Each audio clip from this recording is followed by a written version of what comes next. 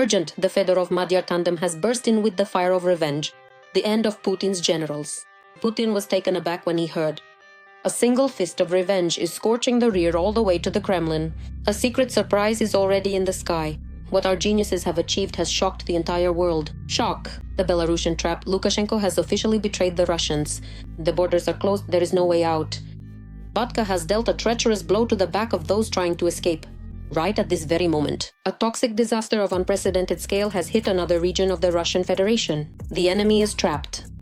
A black mushroom cloud rose over Russia and the authorities are hiding the victims in a panic. Footage that makes your blood run cold. All this in our episode, Hell Point.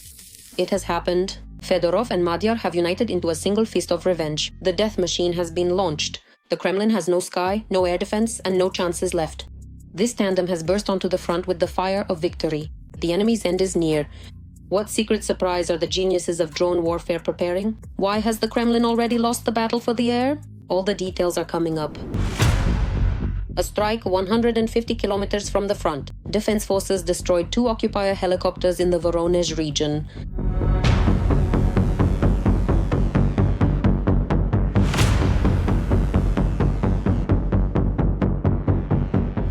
The armed forces of Ukraine have changed the rules of the game. What was once considered the enemy's deep and safe rear has now turned into a zone of constant danger.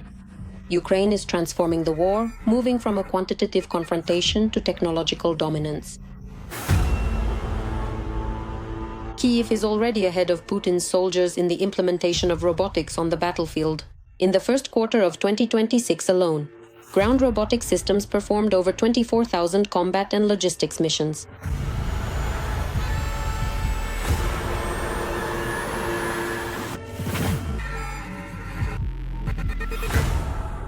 Thanks to the introduction of a new model of drone assault troops, the process of destroying the enemy has become more technological, fast, and safe for the personnel of the armed forces. We are talking about the so-called active nature of the defense of the Ukrainian defense forces. The lack of personnel is compensated by the tactics of so-called kill zones, or more commonly known as the drone wall tactic.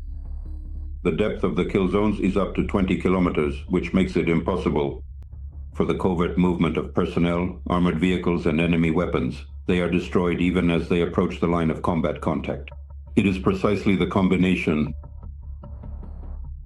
of the drone assault component and that allowed the Ukrainian defense forces to deoccupy 500 square kilometers of Ukrainian territory and take full control of 12 settlements. Although Mikhailo Fedorov has only been in the position of Minister of Defense since January, he is actively implementing a technological approach to warfare. On April 15th, at a Ramstein format meeting, Fedorov noted that Ukraine's air defense has significantly strengthened. The interception rate for cruise missiles was 80%, while the drone interception rate exceeded 90%. This figure is even higher than the global average. I'll remind you, Israel's layered air defense system handles 85% of the enemy's dynamic aeroballistic strike weapons. Therefore, we can confidently say that even in light of recent significant events that have taken place in the Persian Gulf region, the Ukrainian air defense system continues to effectively and reliably protect and safeguard our country's airspace from potential threats. Ukraine has already become one of Europe's largest platforms for combat testing of drones. New solutions are tested right on the battlefield, and successful designs are immediately put into large-scale production. The system built by Robert Brovdi and the Unmanned Systems Forces Command has effectively turned Ukraine's sky and land into a red zone for the occupiers. What once seemed like science fiction has today become daily combat operations. The Unmanned Systems Forces, it is in a sense a revolutionary unit, a revolutionary branch of the military, which, except perhaps for the Russian Federation or at some embryonic levels in China, practically doesn't exist in other countries. This is a unique branch of the military that sets the relevant trends, and I think that in the future, the world's leading armies like the United States, NATO armies and beyond. Thanks to the skill of the crews, a complete blockade of the enemy is created in certain sectors of the front. Drones control every meter of the roads. Any attempt by the enemy to bring in water, food, or ammo ends with the destruction of the transport on the approach. The unmanned systems forces and the units directly involved in this field, ensuring the destruction of the enemy, containment of the enemy, offensive operations, and reconnaissance operations, are currently the most effective by a number of indicators. The enemy doesn't have time to adapt quickly enough to our changing tactics. Currently, the entire concept of combat operations on the battlefield is being adapted specifically to the unmanned systems forces. And this applies not only to defensive, but also to offensive campaigns. The systematic destruction of enemy air defenses opens the way for Ukrainian drones to strategic targets deep in the Russian Federation. For example, as a result of strikes on oil infrastructure, Russia loses millions of dollars in revenue every day.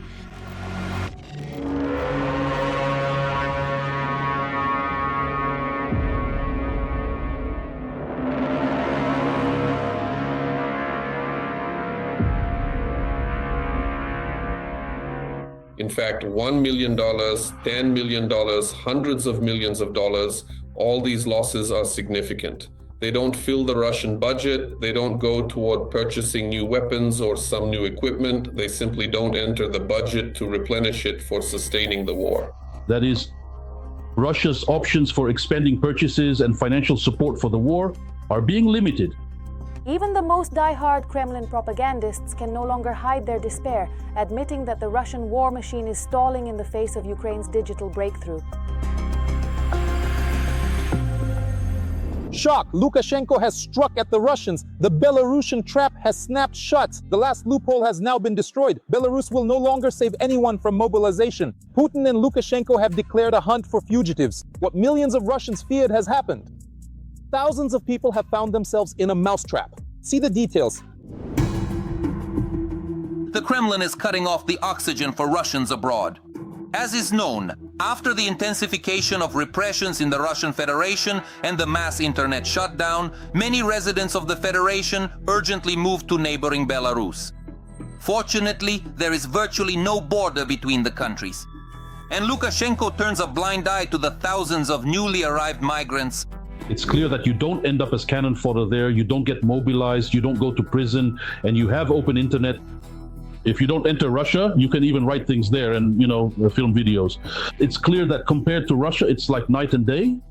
But the idyll turned out not to be endless.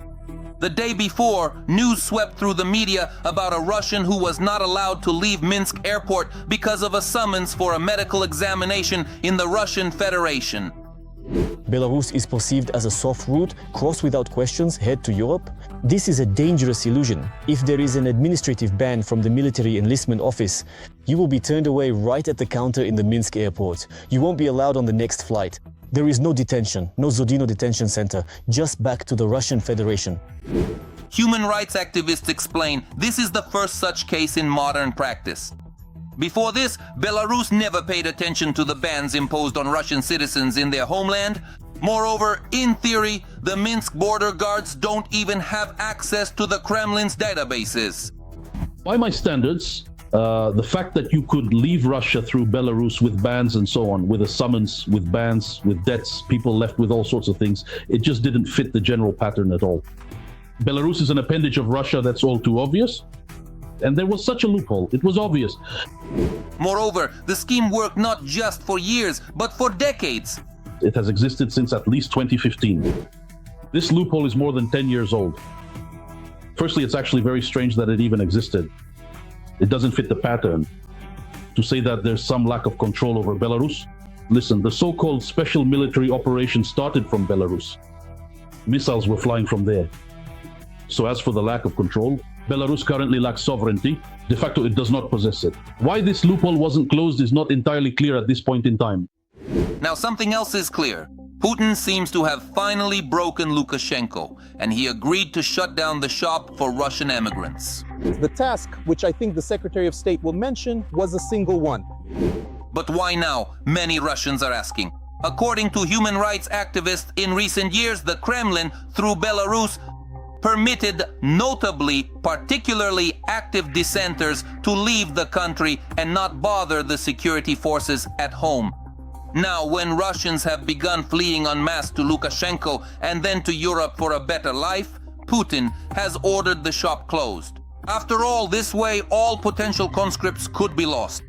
This is a very serious signal to us all, friends. We are being prepared for a new wave of mobilization. And this means that under no circumstances should you set foot in the enlistment office. It's simply life-threatening. Even if you are receiving summonses now just to verify your information. It's not for verifying data, but to throw you into a trench as quickly as possible when Putin's decree on new mobilization is issued. Following the exit ban, analysts believe the Kremlin is also preparing to reinstate border controls between Russia and Belarus. In this way, the authorities want to tightly seal all borders. To keep us in the dark, the authorities are, of course, blocking the internet, YouTube, Telegram, Instagram, Facebook, and other social networks and messengers. So human rights activists are sounding the alarm and urging Russian men to leave the country as quickly as possible. For now, the opportunity exists, at least for those who haven't yet received a summons or an exit ban through neighboring Belarus. Belarus is like walking into a neighboring yard in Russia. It's an unreliable option.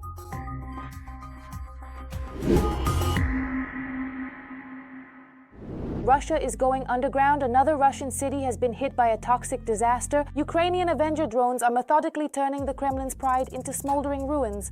Clouds of deadly smoke blanket the sky and the ground is soaked in blood and oil. The authorities hide the truth. These cities are officially becoming exclusion zones. Watch for all the details. Wow, look, right now a drone is flying up in the sky, just above us. A drone is flying, can you believe it? Lara, get back. Damn, it's over, Lara. Oh, damn, it's over, Lara. A new day brings new explosions and fires across the border. This time, drones have arrived in Perm. Just now, really, just now. I mean, just now, right now. It was burning right here. This kind of crap. As a result, within a few hours, black smoke in Russia has already covered a second city of over 1 million people in just a few days. Children were even evacuated from schools because oil rain began falling in the city. Despite this whole apocalypse, local radio hosts decided to troll the residents. According to Yandex Weather, it's cloudy in Perm today with no precipitation. Southwest wind at 5 meters per second. The SBU clarified that the Alpha Special Operations Center targeted the Perm LPDS, the Linear Production Dispatch Station of Transneft. The distance from the Ukrainian border is over 1,500 kilometers. Oh, it's terrible. One tank just blew up, basically. We've been evacuated. At the same time, the Orsk Nefteorg Syntez refinery was attacked in Orsk. This is also a large refinery in Russia with a processing capacity of about 6 million tons of oil per year. It produces gasoline, fuel oil, bitumen, and aviation fuel. The city's mayor confirmed the attack and urged people not to go outside. Orsk is over 1,400 kilometers away. My mom just told me to stay at home. Half the city is covered in smoke right in front of us. Military drones are flying high above. Missiles are streaking across the sky. Fighter jets are soaring overhead. And once again, drones are flying through the air. Everything's flying, sirens, air raid alerts. The situation also remains critical in Chuaps. The refinery has been attacked 3 times already, destroying most of the oil processing plant. The fire continues to spread to neighboring tanks, causing rivers of burning fuel oil to flow through the city streets. Moreover, areas near the burning refinery were evacuated a few days before the spill, after which authorities reported that everything was under control. In fact, a regional scale state of emergency has been declared there. Teams from neighboring regions are fighting the fire at the refinery. Meanwhile, when asked by journalists when an ecological disaster status will be declared, Peskov just shrugs and says everything is under control. Locals don't agree with the mustachioed one, to put it mildly. Black smoke has already blanketed dozens of kilometers of territory. All this is accompanied by soot, oil rain, and the inability to move normally through the streets. Today, the plume from the burning refinery is already over 70 kilometers long. Clouds! This is just horrible! Look, over there! Look at what's happening there! It's all coming this way, right at us! The situation has reached such a scale that even Putin couldn't ignore it. But for him, as always, everything is going according to plan. There don't seem to be any serious threats there, and people are managing on the ground with those challenges they are facing. Social media in Russia, which hasn't been fully blocked yet, immediately responded to this nonsense with memes. Everything is fine, everything is absolutely safe, and there is no panic. Everything has been extinguished. There is no danger. The danger has been destroyed. Safety has triumphed. At the same time, analysts point out that there's a reason why the Russian authorities aren't officially declaring a state of emergency in the burning city. The thing is, residents would then be entitled to compensation and no one intends to pay it. The absence of a state of emergency for an environmental disaster is particularly noteworthy. Let me remind you, such a status implies compensation for residents and a number of other measures. I mentioned in the Tuapse video that the authorities don't want to declare it because this time, unlike in Anapa, they won't be able to shift the responsibility onto any companies. There, the ship operators were found liable. In practice, this means that no one is going to help the residents of Tuapse right now. In Ukraine, they say such effective strikes on Russian refineries are neither luck nor coincidence. The operation to destroy Putin's oil industry has been carefully planned since last year, and today's fires are just its culmination. The Ukrainian army, like water wearing away stone, has for a long time been knocking out individual elements of the enemy's air defense system, focusing primarily on radar stations and observation posts. In this way, we are literally blinding this integrated air defense system, which has created the necessary conditions for us and opportunities to deliver systematic strikes on the territory of both the Russian Federation and the temporarily occupied territory of our country. The Z community didn't stay on the sidelines either. They are convinced the problem is that Putin pulled all intact air defenses to protect Moscow and his own residents, leaving entire regions defenseless. Raids on our critical energy infrastructure are still happening, and unfortunately, there is absolutely nothing we can do about it at this point. So what exactly is the problem here? Meanwhile, Ukrainian long-range sanctions continue to work and will only intensify, already leaving the Russian Federation without billions of dollars earmarked for the military budget. Today, Ukraine is moving much more systematically, broadly, and deeply into Russian territory to destroy, first, the logistics of war, and secondly, the logistics of profit for the war. And naturally, this will only continue to scale up. And again, Russia will find itself in much worse conditions. We can see today, from the state of the Russian economy, that all those rosy plans about collecting an additional $58 to $60 billion due to the conflict in the Middle East don't quite fit into these figures. And probably they will fit in less and less. Burning oil refineries in Russia show once again that even their resources have a tendency to run out. And so they don't run out completely. In the negotiation process, Muscovites clearly ought to be more flexible. Urgent, this is the final agony. The invincible Tsar is terrified. Ukrainian drones and missiles reached him in his most protected lair. A call to Trump with a plea for help. Red Square in ruins. The Kremlin begs to stop Ukrainian revenge until May 9th. What is the dictator willing to do to stop the fire raining down on Moscow? Watch. Putin is ready to stop the war. More accurately, to take a short-term break. As it's called, so it's answered. While Ukrainian drones cover Russia, the Kremlin asks for a truce until May 9th. It's quite expected on one hand because against the backdrop of burning refineries, ports, terminals, and transfer points. And Putin is asking for a truce not just anywhere, but from the head of the White House. Likely, the Russian dictator is so scared of the explosions that he decided to personally call Donald Trump. Vladimir Putin officially informed his American colleague of his willingness and readiness to declare a truce for the period of the Victory Day celebrations. Trump actively supported this initiative. Our president has once again reaffirmed that the goals of the special military operation will most certainly be achieved in any case, regardless of any obstacles that may arise.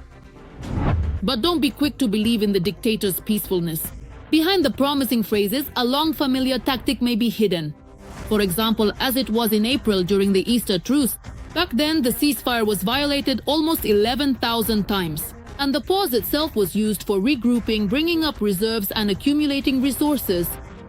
Putin is worried about the May 9th parade, so he decided to pretend he's ready to cease fire for a day. And this is supposedly a big favor. It's ridiculous and has absolutely nothing to do with bringing the war to an end. Let him just end the war, stop the fire, and that's it. But no. He's worried about his propaganda event because he can't guarantee any safety even in Moscow. And they're trying to pass this off as a Russian favor too. Stop the war, you damn murderers! And there's reason to worry even more, as things in the Russian Federation are quite bad. And on all fronts too. Since 2022, I've had a question directly for our Commander-in-Chief, Mr. Putin. Tell me, is this normal? When you went in there, did you think about how the population would take cover? Where will they take cover? Did you think about that? Tell me. These are residents of the Samara region, an area that is regularly under drone and missile attacks. They are unlike Muscovites, they know firsthand what war is really like. If a missile hits, you won't be able to hide anywhere anyway. Even a basement won't help you. So there's no point in going to the basement. Just imagine the kind of absurdity we've reached in our country. In my building, there's a sign saying shelter and an arrow, an arrow.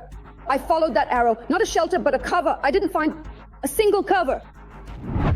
Recently, strikes by Ukrainian UAVs have been reaching deeper and deeper into Russian territory. In fact, a safe rear no longer exists.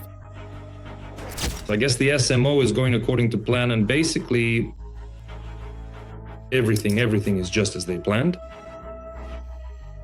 We see that in the 5th year of the war. Even Moscow cannot ensure its own safety. I think this is actually a good reason to think for the Kremlin. The Kremlin won't think about it. It's not in their plans or interests, but for Russians, ordinary ones. Meanwhile, on the front lines, as part of the spring-summer offensive, the enemy has increased the intensity of its attacks. The RF Ministry of Defense tirelessly reports on supposedly new victories. But in reality, the enemy is just treading water, suffering colossal losses every day. A new episode of this series has begun, yes, which the enemy started 2.5 years ago. In, let's say, not only my opinion, yes, but I'll express it anyway, the new episode is unsuccessful for them. That is, we see a large number of combat clashes. We see a large number of losses on the enemy side. Right now, again, over 1,000 people have been recorded by the General Staff over the past 24 hours. And at the same time, their progress is minimal. So the exchange of territory for the number of servicemen they are willing to pay for this exchange is very unfavorable for them. They are losing a great deal, a lot, and they are capturing very little. The enemy is reaching. Alas, these are certainly not bad indicators for him, especially when it comes to our losses. Forward, soldiers! Hurrah, that's great. But how long will Putin be able to withstand the Ukrainian pressure? Spoiler, the process of self-destruction has already been launched. Everything down to the last penny. Nabiullina officially announced that Russian savings are the Kremlin's last breadbasket. The people's money will be spent on the war. Now the authorities will reach into the pockets of Russians. But this is only the beginning. Putin is furious over the economic collapse. A high-profile resignation awaits the head of the central bank. Watch. The terrible troubles of the Russian central bank, which could lead to the resignation of its head, Elvira Nabiullina, by the end of the year. I expect to hear very detailed and comprehensive reports today regarding the current economic situation, as well as thorough explanations on why the trajectory of key macroeconomic indicators is still falling below our expectations. The Russian economy ended the first quarter of 2024 with a decline. And this trend is being seen for the first time since 2023. Right now, businessmen are demanding Nabiullina's resignation, complaining about the high cost of credit. But at the same time, the general public is still satisfied. Why? Because she keeps deposit rates high and people are living off of that. It's unclear if they'll ever get their money back from those deposit accounts.